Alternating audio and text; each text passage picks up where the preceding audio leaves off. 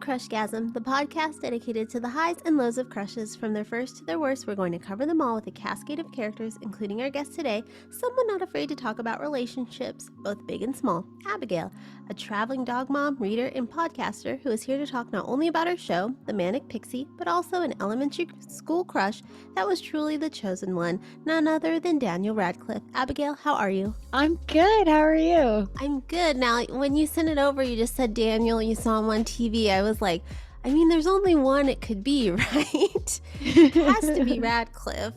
I mean, I can't think of it. I can't think of another famous Daniel that someone would have liked in elementary school.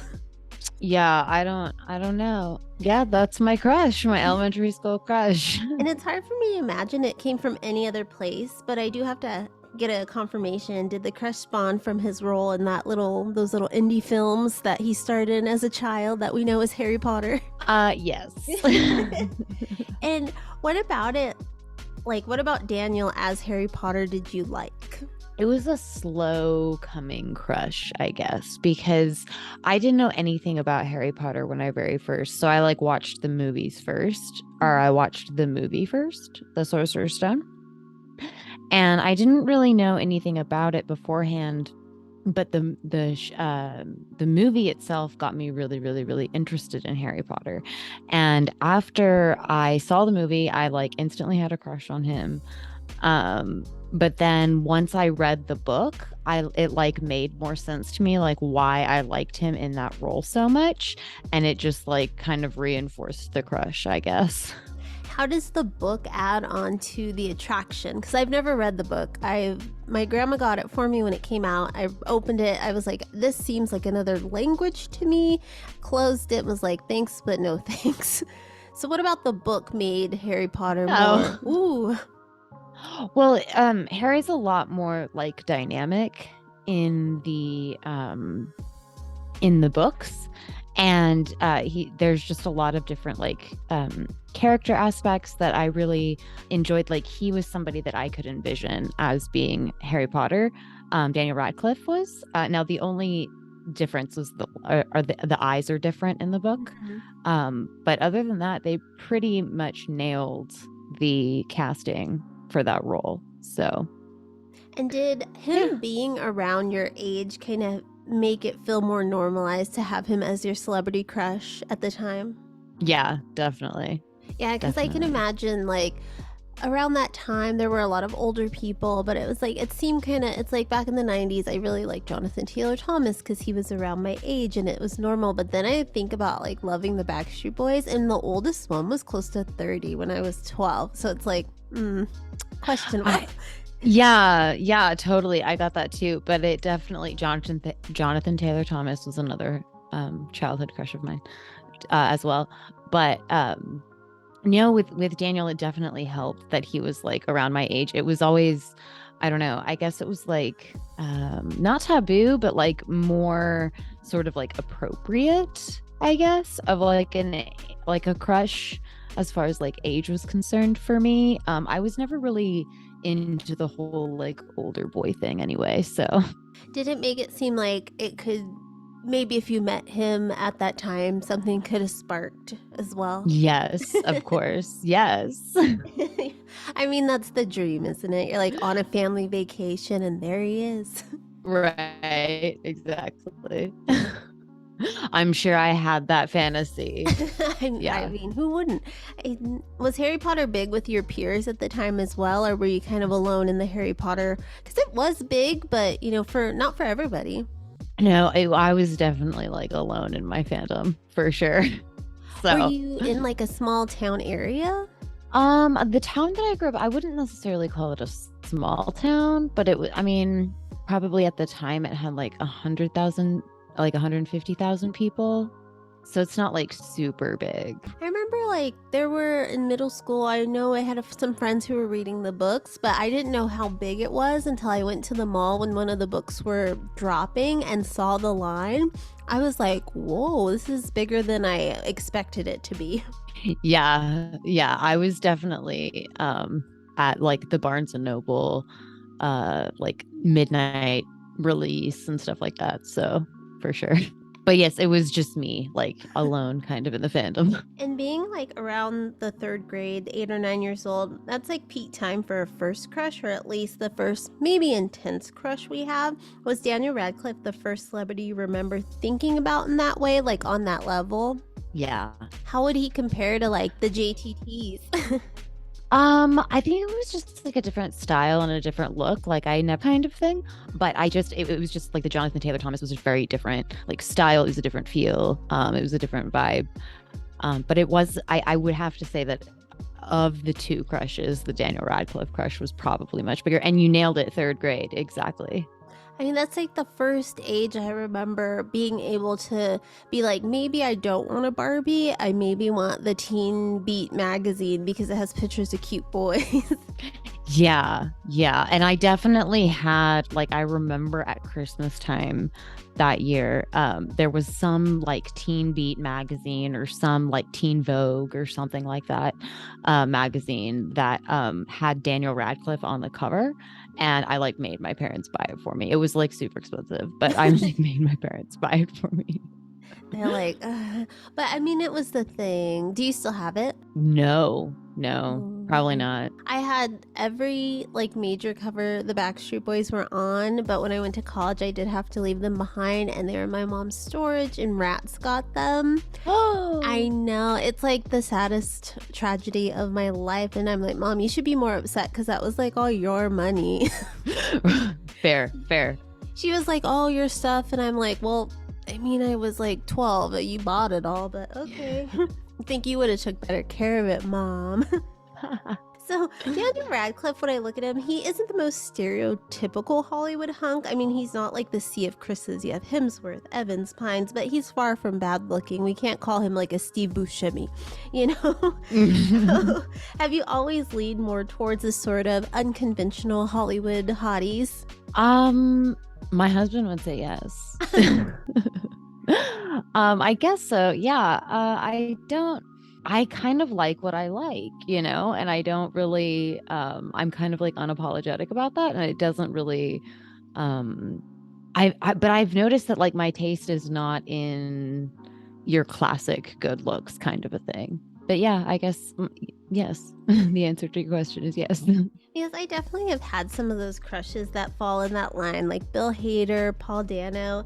They come to mind, but why do you think that some people like that, like Daniel Radcliffe or Bill Hader, are able to break through that stereotypical, like Hollywood hunk that, they kind of push Channing Tatum, Brad Pitts on us, but, Bill Hader and Daniel Radcliffe make it through? Why do you think that is?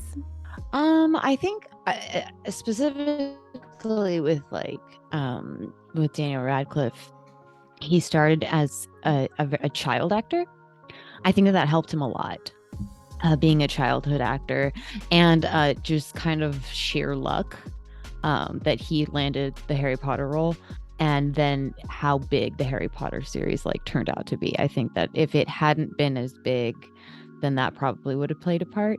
But the fact that I think it was just a culmination of luck, timing, and the fact that he was a child star kind of carried him over into adulthood because that series is so long too.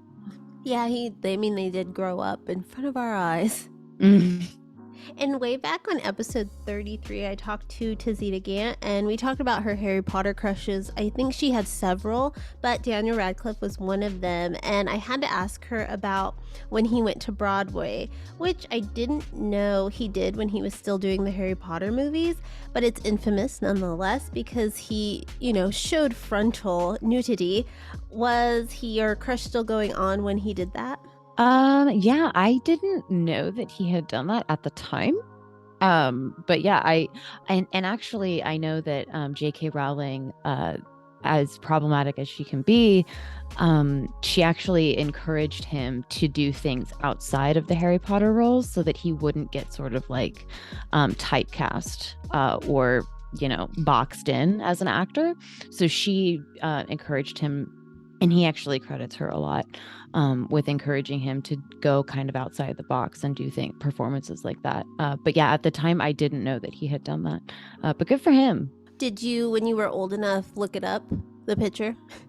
No, I think it just kind of like I was reading some article and it was like a scandalous thing or whatever. And then I went and looked it up and I was like, oh, it's not even that bad. Like, Yeah, he's just it's kind of okay. standing there. Yeah. It's yeah. I was like, whoa. I mean, that was making headlines. I remember I had to Google it for sure. And you did note that your crush on Daniel, it lasted a long time. Did you eventually just grow out of it, or is there a piece of your heart that still kind of perks up when you see him? There's probably still a piece, like a tiny piece of my heart that still perks up when I see him. Like if he's in a movie or something, like I'll go see it. I have a special place in my heart for all those actors. And they do so well. I mean, if I was in Harry Potter, if I was one of those three main ones, I would have never done anything again. I would have just collected my money and just like lived by myself in like a castle or something. Oh my God, Rupert Grint. So funny story. So Rupert Grint, another crush of mine, he kind of did that for like a while. Like he basically like once the franchise was done and over with, he kind of just like sort of backed out of acting for a while and just like he bought like an ice cream truck and would drive around and give people like free ice cream. And then he bought like an orangutan, I think, the monkey. Yeah, he just like went for it. Right? He was just like, I'm just gonna live my life for like a while. So yeah, he actually did it. It was great. I mean, that's what I love about Daniel Radcliffe, though, on the opposite side. He's made all that money and now he can kind of pick and choose what he does. And he always does like the most oddest of roles. I mean, there was that Tusk movie. Now he's Weird Al. Have you been able, or you said you do follow his career now? A little bit. Yeah, I forgot he was gonna be Weird Al in the new Weird Al Yankovic movie. It looks really good. Yeah, he played like a dead body in one of the movies and Yeah. he does some very interesting roles, but he's a very like fun person, I think, too. Like all the things that I've watched him be interviewed in or whatever, he just seems like such a fun person to like be with. So Yeah, I really liked when I think he was filming a movie or doing like a play, and every day he wore the same outfit so the paparazzi couldn't sell the photos. yes, I love that. That's- I love it. It makes me so happy. Have you had any favorite roles of his outside of Harry Potter? I liked him as I love his like villain era that he's like done of like random movies where he was the villain. So like in Now You See Me Too, he played the villain. And I thought he was pretty good in that. Like he it's just such a contrast to like what he was doing. And so like I just find it hilarious. And then I heard that he also did a really good job in that new Sandra Bullock and Channing Tatum movie. I forget what it's called. Like Lost City. Yeah, something like that. Yeah. Yeah, I got to him in it, but after that I did fall asleep. I love Channing Tatum too. I don't know how I didn't get through this movie. Oh no. He was good in what I saw before I crashed, and I let my friend actually use that app, whatever it's on. I think it's on Peacock or Paramount, and she uses it, and she's like, I don't mean to pry, but how come you didn't finish the movie? I was like, it just wasn't for me, girl. It wasn't for me. But he was good in it. I mean, I would check it out for his role. Okay, cool. And yeah, I'll definitely have to. You forgot he was playing Weird Al, but what are your thoughts on this casting? I love it. I think it's so perfect. I think it's a solid move. I'm really interested to see what he's going to do with the character. And I mean, because Weird Al is just such a character. Like that's just like who he is as a person. And I'll be interested to see what he does because it's it's slightly easier to play somebody who has not passed away yet. Mm-hmm. And so I it'll be interesting to see like what bits and pieces he's able to get out of Weird Al in order to come up with like his own version of the character and like where he goes with it. So I'll be interested to see. I hope that he gets to like maybe perform, and I hope it does well enough to get like an Oscar nomination in something, so they can kind of perform at the Oscars together. That'd be kind of cool. That would be awesome. So do you think he's going to ever return to Harry Potter, like as an adult? Maybe he sends his kids to Hogwarts. I know that he has returned to Harry Potter. They did like a Christmas special. And so, like, he has returned to Harry Potter. I don't know if he has plans to do anything with Harry Potter, like in the future. I totally get like if he would not want to do something like that. But at the same time, like, it is such a big piece, and such a big part of who he is and how he kind of got to where he was, that I don't see how he couldn't share at least some of it, with like the future generations or whatever. Yeah, I wonder if like years from now, if the Harry Potter like core cast would ever do anything that was kind of what Saved by the Bell did, where they know it's like weird and cheesy to make it again, but as adults, it'd be interesting if they kind of did like a parody of sorts as adults. That would be really fun. That would be super fun. Because he seems like the type to like he has a good sense of humor about it. Mm-hmm. As a former child actor, some of them can take it like, no, that was my past, is my past, but he seems like he respects what he came from. Yeah, definitely.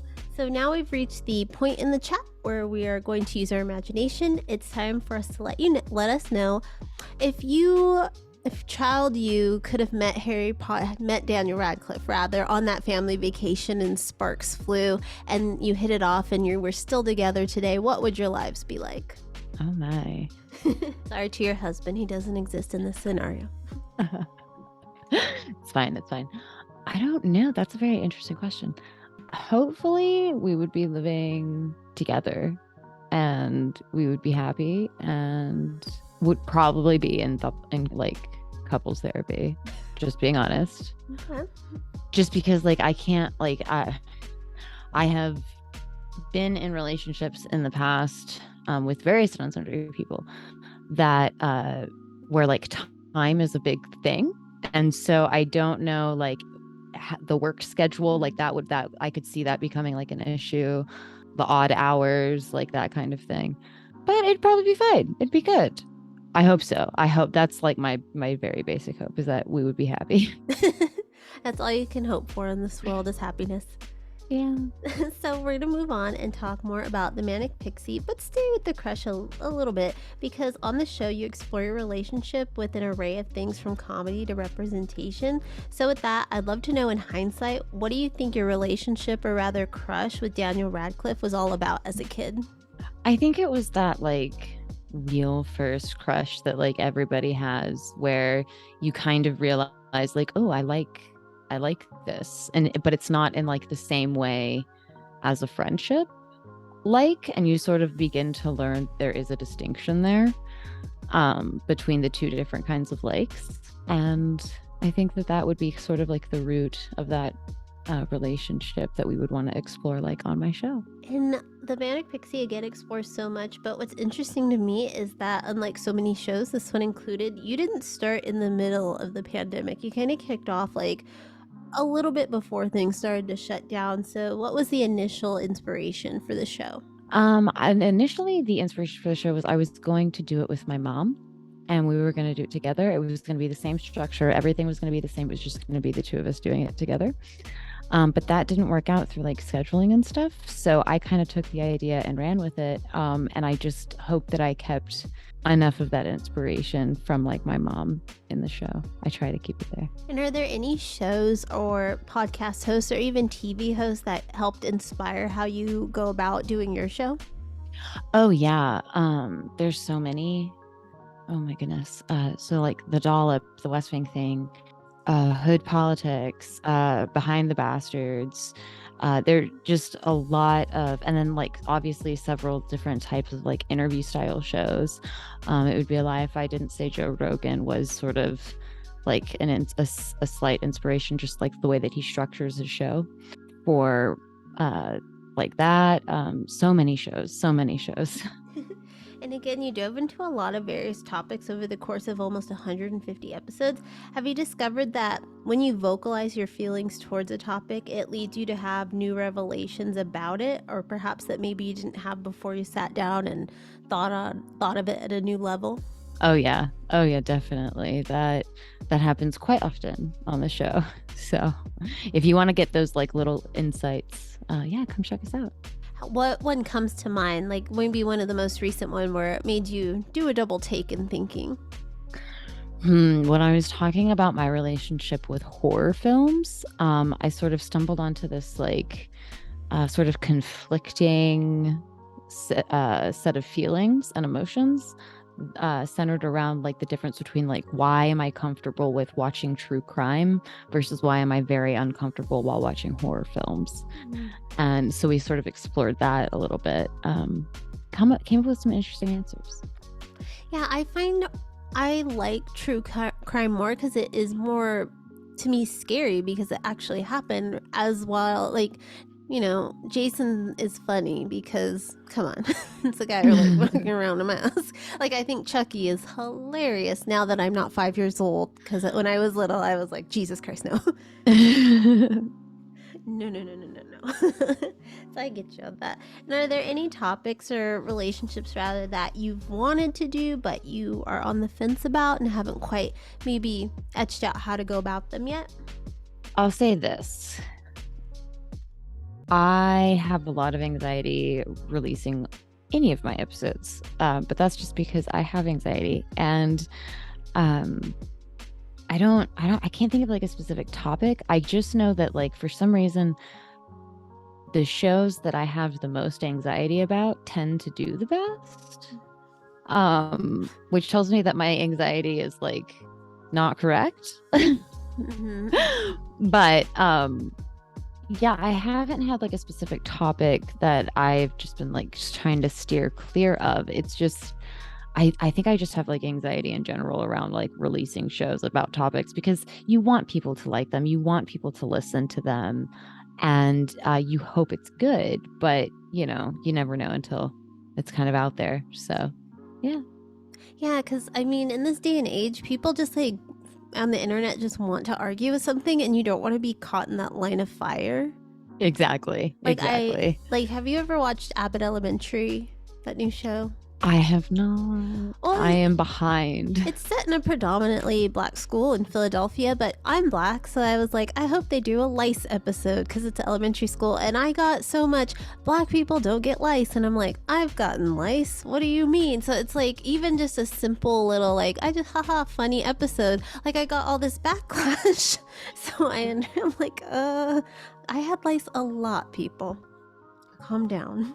Well, I do want to, you get nervous about them, but I noticed you like release a lot of episodes, and I think I only noticed maybe a 2-week break between new episodes ever in your like, you know, catalog. Did you study editing, or like what, do you have a magical secret? Yes, I don't do I don't do it. I don't edit. Yeah, and the reason that I don't edit is because not just because I'm lazy, because that obviously is a portion of it, but because I really want everybody to get like the listeners to get the full context of the show and really get the full feeling of like what the conversation was like. And so I try to edit as little as possible. The only time I really edit anything out is if somebody specifically asks me to. Otherwise, you just get the raw conversation that I have when I interview someone. Well, kudos to you. I'm always like, let me take that like pause out. That was a long pause. But what's coming up in the fall on the show that people can look forward to listening to? Maybe like... Yeah, okay. So we are going to be talking about the television show Yellowstone. We're going to be talking about peace, like the concept of peace. What is it? How we're going to try and define it. We're going to try and look at it, see what that is about. What else? We're going to have a mini-sode coming up, so look out for that. Those don't happen very often. A mini-sode? Yeah. What's that? So a mini-sode is where, so normally my show is structured where I talk on the podcast by myself about a topic, and then I interview somebody about that exact same topic and we talk about it together. A mini-sode is just me talking about something for an hour and a half into the void, and y'all get to listen to it. Sometimes it's funny. Oh my god, an hour and a half. Or no, not an hour. Oh my gosh. What did I say? An hour and a half? I meant Yeah. like an hour. Oh my gosh. No, I not was an hour like, and a half. wow. When I do it by myself, it's like 15 minutes. I'm like, here is the crush. I'm like, I even write a script and I go through it very fast. I'm like, and we're done. So, can you tell people where they can find you online? Yeah, absolutely. So you can find me on Twitter at MP Weirdo Podcast. You can find me on TikTok and Instagram, _main_weirdo1. You can also email me at manicpixieweirdo@protonmail.com or check us out on our website at manicpixieweirdo.podcast.com. So, Abigail, I want to thank you again for taking the time to talk to me about your elementary school crush. And everyone, you can find all of the Manic Pixies information below. And until next time, as always, keep crushing it.